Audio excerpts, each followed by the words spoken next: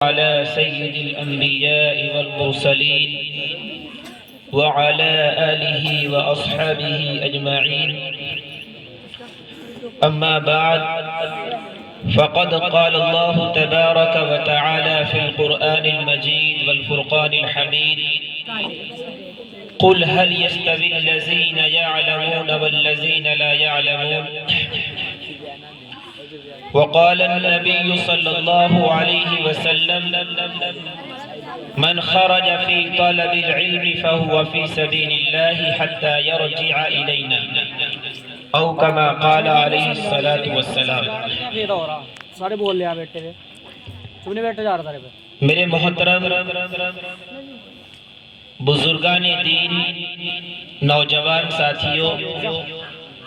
اور اسٹیج پر رونق افروز علماء اکرام، آپ سبھی مبارکبادی کے قابل ہیں کہ آپ نے اس پروگرام کا انتظام کیا اور اس کو منعقد کرنے کے لیے کاوشیں کی، کوششیں کی، اور سب سے زیادہ احسان ان لوگوں کا ہے جنہوں نے ہماری غیر معمولی دعوت کو قبول کیا اور اپنے قیمتی اوقات میں سے وقت نکال کر وہ یہاں آئے. اللہ ان سبھی کے آنے کو قبول فرمائے.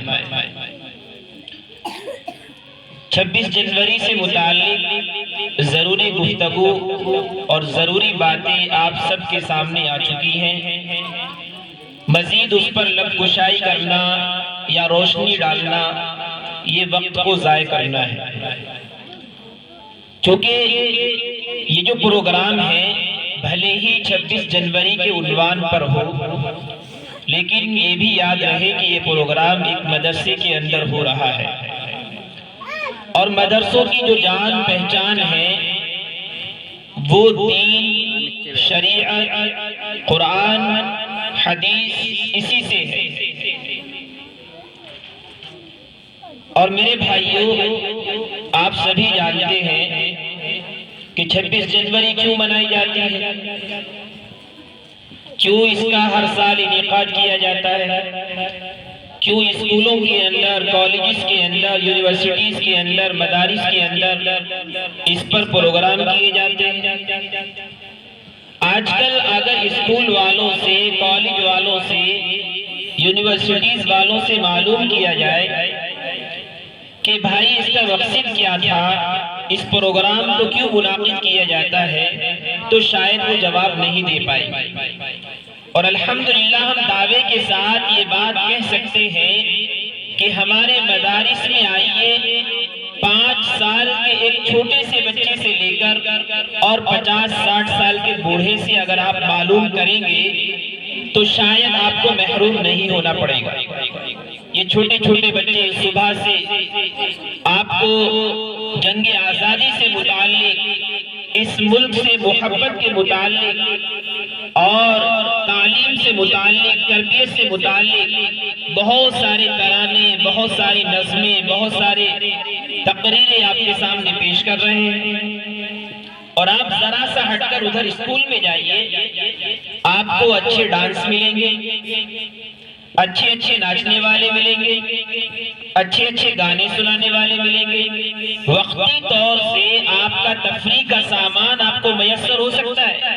لیکن آپ کی معلومات میں ذرہ برابر بھی اضافہ نہیں ہو سکتا. جا کر دیکھیے اور کس قدر شرم و حیا کی بات ہے کہ مسلمان کے گھروں میں آنکھیں کھولنے والی بچیاں جن کی عمر اس قابل ہیں کہ وہ 14 سال، 15 سال، 18 سال کی ہو چکی ہیں،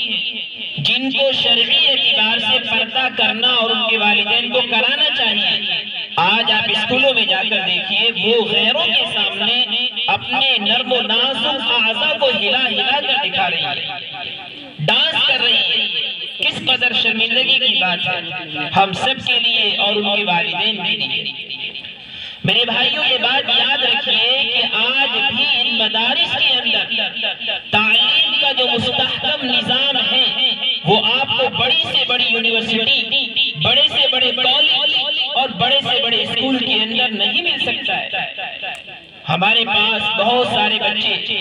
اچھی اچھی اسکولوں کے پڑھنے والے آتے ہیں، اگر ہم ان سے چند انگلش کے ورڈ معلوم کرنا چاہے وہ بتا نہیں سکتے۔ اس کے علاوہ اسکول میں پڑھنے والے بچوں کو جہاں اسکول میں تعلیم دی جاتی ہے وہی ان کے لیے الگ سے ٹیوشن کا انتظام کیا جاتا ہے، کوچنگ کا انتظام کیا جاتا ہے۔ اور ایک طرف یہ ہمارے مدارس ہیں کہ ان کا تعلیم کا نظام اس قدر مستحکم اور مضبوط ہے کہ آپ کے بچے صبح کو 1 گھنٹہ آتے ہیں، شام کو 1 گھنٹہ آتے ہیں۔ اس کے باوجود بھی الحمدللہ آپ صبح سے دیکھ رہے ہیں کہ انہوں نے تسلی بخش کام کیا ہوا ہے، ان کے اساتذہ نے ان کے اوپر محنتیں کی ہیں اور ان کو ابھی سے اس قابل بنا دیا ہے کہ کوئی اگر قوم کا امام بنے تو وہ نمازیں پڑھا سکتا ہے، اور اگر گھر میں کسی مسئلے کی ضرورت پڑے تو وہ بتا سکتا ہے، اور اگر کسی کو جنازے کی نماز کی ضرورت پڑے وہ سنا سکتا ہے، اور اس کے علاوہ روزانہ 5 وقت پڑھی جانے والی نماز کے متعلق اگر سوال کیا جائے اس کے بارے میں وہ آپ کو سب کچھ بتا سکتا ہے۔ ہمارے مدارس کا نظام اتنا مستحکم ہے، اتنا مضبوط ہے، لیکن میرے بھائیوں مسلم قوم، مسلم معاشرہ ایک طرح سے غیروں کے ہاتھوں میں اس قدر پھنس چکا ہے اور جکڑ چکا ہے کہ وہ آج اس مدرسے کو معمولی سمجھ رہا ہے، مدرسے کی تعلیم کو معمولی سمجھ رہا ہے، حالانکہ اللہ کے رسول صلی اللہ علیہ وسلم نے یوں ارشاد فرمایا کہ جو انسان اپنے گھر سے علم دین حاصل کرنے کے لیے نکلے وہ اللہ کی راہوں میں ہے۔ جیسے انسان اللہ کی راہوں میں جہاد کرتا ہے، اللہ کی راہوں میں تبلیغ کرتا ہے، اللہ کی راہوں میں قربانیاں پیش کرتا ہے، ایسے ہی وہ بچہ، وہ انسان جو اپنے گھر سے صرف اور صرف علم دین حاصل کرنے کے لیے نکلے وہ اللہ کی راہوں میں ہے۔ کب تک اللہ کی راہوں میں ہے؟ جب تک وہ اپنے گھر کی طرف واپس لوٹ کر نہ آ جائے۔ اور یہ علم دین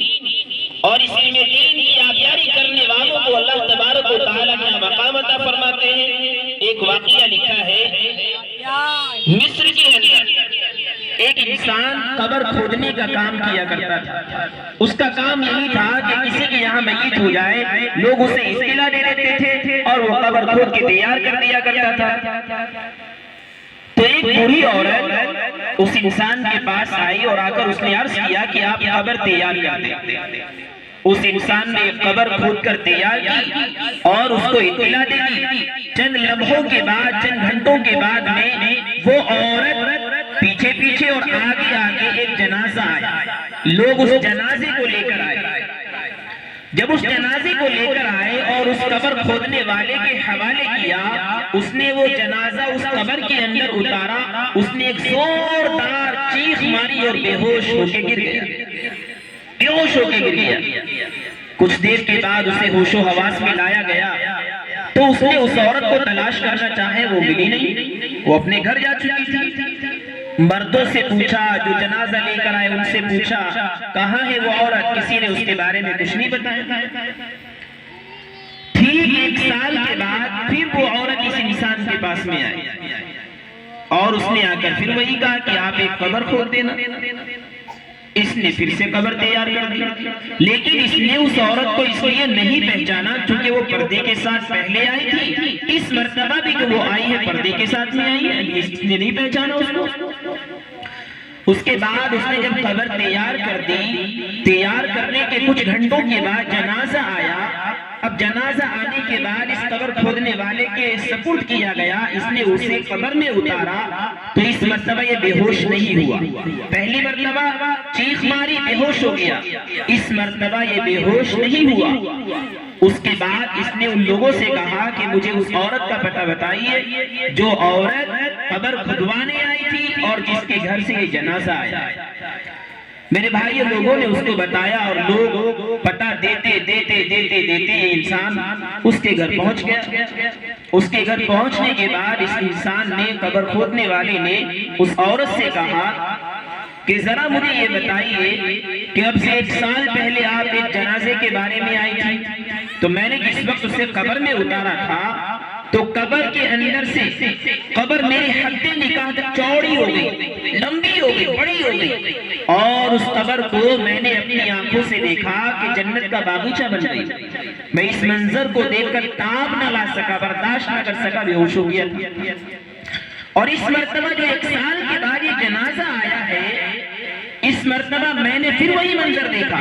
لیکن اس مرتبہ میں بے ہوش نہیں ہوں کہ قبر جو ہے اپنی کشادہ ہو گئی، اور اس کے بعد میں جو ہے وہ جنت کا باغیچہ بن گئی۔ آخر یہ دونوں لوگ کون تھے؟ کن کا جنازہ تھا؟ کیا ان کا عمل تھا؟ اس عورت نے کہا کہ جانے دو، مت پوچھو۔ اس نے کہا کہ نہیں، بتانا تو پڑے گا۔ تو اس عورت نے بتایا کہ 1 سال پہلے جس بچے کا انتقال ہوا تھا وہ میرا بچہ تھا، اور وہ علم دین حاصل کیا کرتا تھا۔ اس کا علم دین حاصل کرتے کرتے انتقال ہو گیا، چنانچہ جب آپ نے اسے قبر میں اتارا تو اس علم کی برکت سے اللہ تبارک و تعالیٰ نے اس کی قبر کو جنت کا باغیچہ بنا دیا، اور اس قبر کو حق نگاہ تک وسیع کر دیا۔ کہا ٹھیک ہے، وہ تو علم دین حاصل کیا کرتا تھا، لیکن یہ جو بعد میں جنازہ آیا ہے یہ کیا کیا کرتا تھا؟ کہا یہ اس کا بڑا بھائی تھا، یہ بچپن میں علم دین حاصل نہیں کر سکا تھا، علم نہیں سیکھ سکا تھا، قرآن کا حافظ نہیں بن سکا تھا،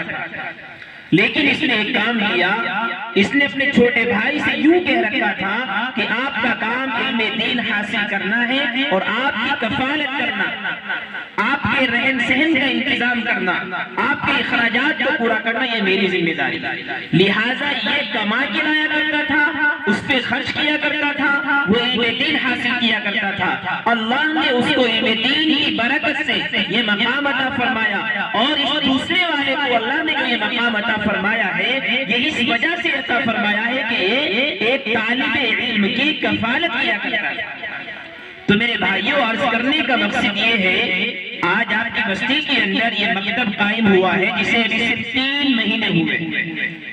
اتنے کم مدت کے اندر یہاں اس طرح کے طلبہ تیار ہو گئے کہ الحمدللہ بہترین تلفظ کے ساتھ میں وہ قرآن مقدس پڑھ رہے ہیں، بہترین انداز میں وہ نعتیں پڑھ رہے ہیں، بہترین لب و لہجے کے ساتھ میں وہ ترانے گنگنا رہے ہیں۔ آپ اندازہ لگائیے 3 مہینے کے اندر اگر اس کا یہ رزلٹ ہے تو آنے والے چند سالوں میں اس کا کیا رزلٹ ہوگا۔ لیکن میرے بھائیوں، ضرورت اس بات کی ہے کہ آج جو یہ مدارس ہیں جن کو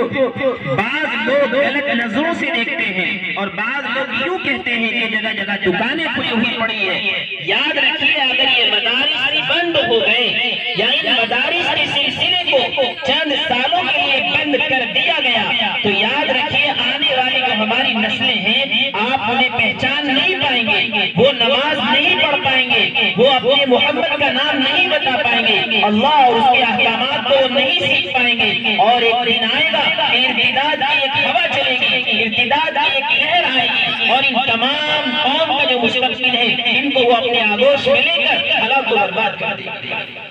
مولانا اشرف علی تھانوی نے میرے بھائیوں یوں کہا تھا میرٹھ کے اندر کہ اگر لوگ ان مدارس کو نہیں چلا سکتے، چندہ نہیں دے سکتے، ان کے اساتذہ کو تنخواہیں نہیں دے سکتے، تو یہ اساتذہ، یہ علماء کوئی کپڑے کی تجارت کرے گا، کوئی جو ہے مکینک بن جائے گا، کوئی کسی اور کام میں لگ جائے گا، لیکن تم یاد رکھنا ہے میرٹھ والوں، آنے والے 50 سالوں کے بعد تمہاری نسلوں میں اللہ اور اس کے رسول کا نام لینے والا نہیں ہوگا۔ آج میرے بھائیوں ان کا احسان مند ہونا چاہیے کہ یہ علماء اتنے قلیل تنخواہوں میں 5-5 ہزار 6-6 ہزار روپے میں آپ کے بچوں کو 24 گھنٹے تعلیم دے رہے ہیں، اور آپ کے بچوں کے ایمان کی، اسلام کی، اور میرے بھائیوں انہیں مرتد ہونے سے بچانے کی کاوشیں اور کوششیں کر رہے ہیں۔ اور یہ قرآن پڑھنے والے بچے، یہ علم دین حاصل کرنے والے بچے، یہ علم دین، علم حدیث حاصل کرنے والے بچے ان اساتذہ کے پاس آ رہے ہیں اور اپنی پیاس کو بجھا کے میرے بھائیوں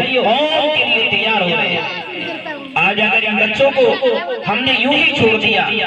ان بچوں کو ہم نے غیروں کے اسکولوں میں ڈال دیا جو کہ ایک طرح سے ہوائیں چلی ہوئی ہیں، تو میرے بھائیوں یاد رکھیے یہ آپ کے بچے آپ کے ہاتھوں سے نکل جائیں گے۔ اور کتنی مثالیں میں آپ کو دے سکتا ہوں، آؤ میرے ساتھ چلو، ہم اسکول میں جائیں گے، کالج میں جائیں گے، اور ان سے یہ معلوم کریں گے آپ کے نبی کا نام کیا ہے۔ آپ کو بہت ساری مثالیں ضلع سہارنپور میں مل سکتی ہیں جن کو اپنے نبی کا نام معلوم نہیں ہے، جن کو اسلام کے بارے میں معلومات نہیں ہے، کو نمازوں کی کتنی رکعتیں ہیں صحیح تعداد معلوم نہیں ہے۔ اور میرے بھائیو ہماری نوجوان بچیاں ابھی چند دن پہلے کا ایک سروے کا رزلٹ ہے کہ ہندوستان کے اندر 8 لاکھ لڑکیاں مرتد ہو چکی ہیں، غیروں کے ہاتھوں میں جا چکی ہیں۔ اگر آج میرے بھائیو ہم نے اپنی آنکھوں کو نہیں کھولا اور اپنی بچیوں کی عزت کی آبرو کی حفاظت کی ذمہ داری نہیں لی اور ان مدارس کو کندھے سے کندھا ملا کر ان کا تعاون نہیں کیا اور ان بچوں کو ان مدارس میں نہیں بھیجا تو یاد رکھیے آج صرف 8 لاکھ مرتد ہوئی ہے، وہ دن دور نہیں کہ کروڑوں کی تعداد میں لوگ مرتد ہوں گے، کروڑوں کی تعداد میں ہماری بہنیں ہماری مائیں اغیار کے ہاتھوں میں جائیں گی، غیروں کے ہاتھوں میں جائیں گی اور وہ چند دن ان کو استعمال کریں گے اور اس کے بعد ان کی زندگی کو برباد کر کے چھوڑ دیں گے۔ اس لیے آج وقت ہے، اللہ نے یہ موقع عطا فرمایا ہے اور آپ کو اللہ تبارک و تعالیٰ نے یہ جو قوم کا فیوچر ہے، مستقبل ہے، یہ آپ کے ہاتھوں میں ہے۔ آپ اس کو جس طرف موڑنا چاہتے ہیں یہ اس طرف چلا جائے گا، یہ رنگ و نازک پہنی کے معنی نہیں کہ جس طرف اس کو گھمانا چاہیں گے ادھر گھوم جائیں گے، نہیں تو میرے بھائیوں آپ کی جو گاڑی ہے وہ بڑے خطرے میں۔ کتنی نوجوان لڑکیاں جن کو میں جانتا ہوں غیروں سے تعلق رکھتی ہیں،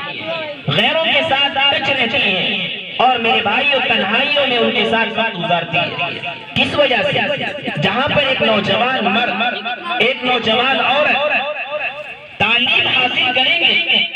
نظروں سے نظریں ملیں گی، غیروں کی نظریں ان کے جسموں پر پڑیں گی، آپ یقین جانیے وہاں پر کیا ہوگا۔